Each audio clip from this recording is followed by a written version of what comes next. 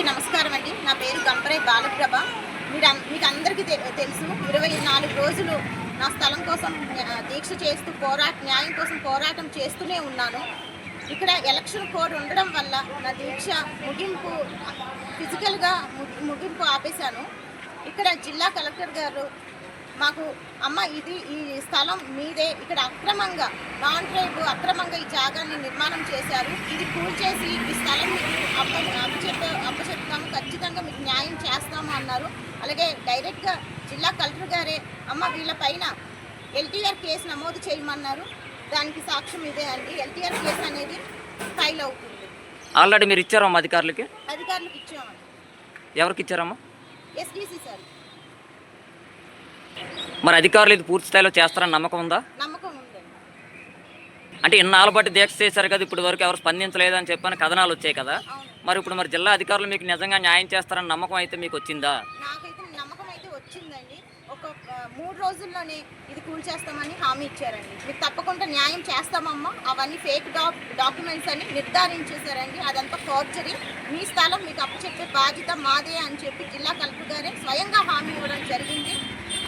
వీటికి నిదర్శనం LTR case file చేయమని చెప్పారు. ఇవే ఆధారాలు. అనే గిరిజన మహిళ స్థలాన్ని గిరిజనేతరులు అక్రమంగా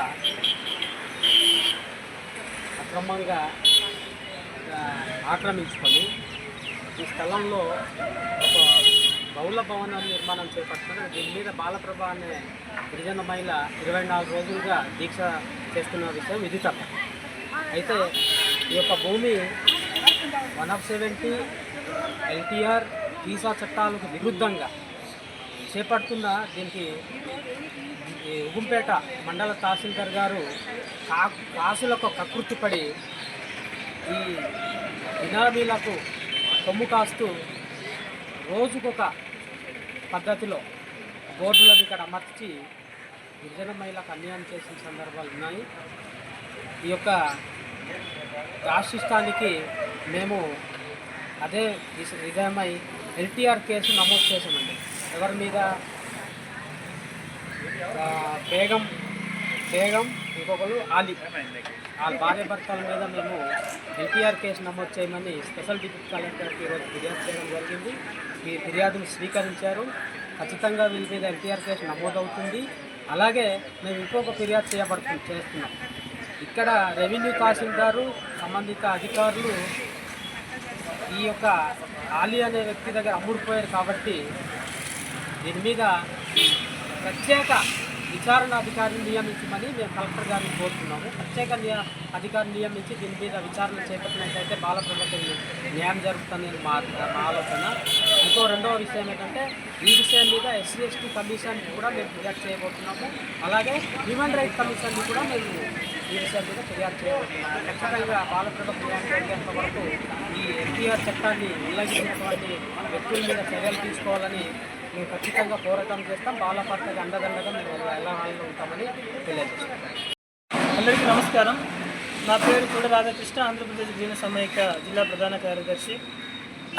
గంపరాయి బాలప్రభ అనే ఆదివాసీ మహిళ తన భూమి కావాలని చెప్పి తన భూమి నాన్ ట్రైబ్స్ ఆక్రమించి దౌర్జన్యంగా ఇల్లు నిర్మించుకొని దర్జాగా ఉంటున్నారని చెప్పి నా భూమి నాకు ఇప్పించాలని చెప్పి దాదాపు 24 రోజులు నిరాహార దీక్ష చేయడము అది అందరికీ తెలిసినటువంటి విషయమే.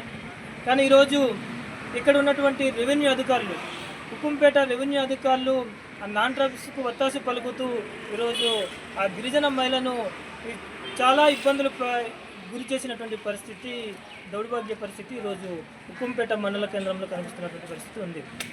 ఈరోజు అమ్మాయి నిరాహార దీక్షకు చేస్తున్న తరుణంలో ఈ బాలప్రభ అనే మహిళ కలెక్టర్ గారిని దాని బోర్డు వినిపించుకోవడం జరిగింది. కలెక్టర్ గారు ఆ కలెక్టరేట్లో పిలిచి అమ్మాయి ఏం జరిగిందని చెప్పేసి ఈరోజు అమ్మాయిని వివరాలు అడిగి తెలుసుకోవడం అనేది జరిగింది. దానికి సబ్ కలెక్టర్ గారు పూర్తిగా ఇరు వర్గాల వాళ్ళని పిలిచి ఏం జరిగింది, పూర్వపరాలు ఏంటని చెప్పేసి క్లియర్గా పరిశీలించడం జరిగింది. ఈ భూమికి సంబంధించినటువంటి డాక్యుమెంటు అది నాన్ ట్రైబు కొనుక్కున్నట్టు ఆ డాక్యుమెంట్లో ఉంది. ఆ డాక్యుమెంట్లో కూడా తప్పుడు డేట్లతో ఒక పేజీలో ఒక డేటు ఒక పేజీలో ఒక డేటు తప్పుడు డేట్లతో ఈరోజు ఆ డాక్యుమెంట్ సృష్టించి ఉన్నటువంటి పరిస్థితి. అది ఫేక్ డాక్యుమెంట్ అని చెప్పి స్పష్టంగా అధికారుల దగ్గర మేము కూడా వివరించడం అనేది జరిగింది. ఒక గిరిజనేతరుడు ఆదివాసీ ప్రాంతంలో కొనే రైట్ లేదు, ఆయనకు హక్కు లేనప్పటికీ ఆయన పేరు మీద డాక్యుమెంట్ సృష్టించడం అనేది ఇది చాలా దుర్మార్గం అని చెప్పేసి అని మేము క్లియర్గా అధికారులకు చెప్పడం జరిగింది.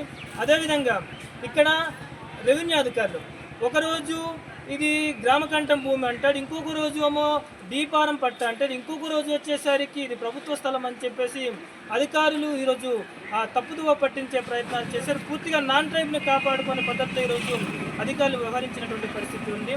ఈరోజు ఆ రెవెన్యూ అధికారులు విచారణ జరిపిస్తామని చెప్పేసి ఆ రెవెన్యూ ఆఫీస్ మండల ఆఫీస్లో పిలిచి ఈరోజు అమ్మాయిని ఏలనగా మాట్లాడినటువంటి పరిస్థితి, ఆ నాన్ ట్రైబ్స్కి వినోదాలు పెట్టినటువంటి పరిస్థితి, డ్రింకులు పంచుకున్నటువంటి పరిస్థితి ఉంది.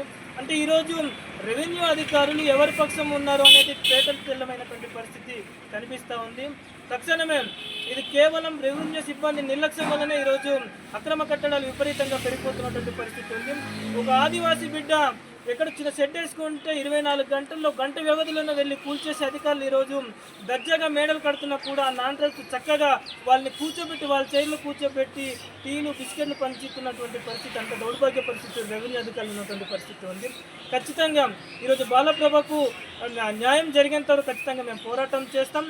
ఒకటే చెప్పారు జిల్లా అధికారులు, ఒకటే చెప్పారు, బాలప్రభకు న్యాయం చేయాలని చెప్పేసి ఒకటి అన్నారు. రెండవది ప్రభుత్వ స్థలంలో ఎంతవరకు నిర్మాణం చేస్తున్నారో ఆ నిర్మాణము కూల్చేస్తామని చెప్పేసి ఎంతవరకు నిర్మాణం అయితే జరిగిందో ఆ నిర్మాణం కూలుస్తామని చెప్పేసి సబ్ కలెక్టర్గా సాక్షాత్ హామీ ఇచ్చి ఉన్నారు. రెండవది అక్రమ కట్టడాలు ఈ ఏటున కూడా వాటి మీద మేము చర్యలు తీసుకుంటామని చెప్పేసి అన్నారు. మూడవది ఇక్కడ బినామీలుగా ఉన్నటువంటి వాళ్ళు, బినామీగా ఉన్నటువంటి దందాలు నిర్వహిస్తున్నటువంటి వారిపైన కూడా చర్యలు తీసుకోవాలని చెప్పేసి మేము కోరాము. ఆ బినామీలుగా ఉంటున్నటువంటి వారి పైన కూడా పెద్ద ఎత్తున పోరాటం చేయడానికి ఆదివాసీ ప్రజా సంఘాలు మేము కూడా ముందుకొచ్చి బినామీల సంగతి కూడా తేల్చేందుకు సిద్ధంగా ఉన్నామని చెప్పేసి సందర్భంగా డిమాండ్ చేస్తూ ఉన్నాం. వారికి కూడా హెచ్చరిస్తూ ఉన్నాం, ఈరోజు బినామీలుగా వ్యవహరించి ఆదివాసీ ప్రాంతం అంతా కూడా నాశనం చేసేదానికి ఈరోజు బినామీలు వ్యవహరిస్తున్నటువంటి పరిస్థితి ఉంది. తక్షణమే ఆ పద్ధతిలో మానుకోవాలని చెప్పేసి ఆదివాసీ ప్రాంతం అంతా కాపాడుకోవాలి, 170 కాపాడుకోవాలని చెప్పేసి మేము విజ్ఞప్తి చేస్తూ ఉన్నాం. అదే సందర్భంగా బాలప్రభ ఖచ్చితంగా అధికారులు దిగొచ్చి న్యాయం చేయాలి, లేని పక్షంలో మరింత పెద్ద ఎత్తున ఆందోళన చేయడానికి కూడా దానికి వెనుదన్నుగా వెనుకలు ఉండి పోరాటాలు చేయడానికి సిద్ధంగా ఉన్నామని చెప్పేసి ఈ సందర్భంగా మేము డిమాండ్ చేస్తాము.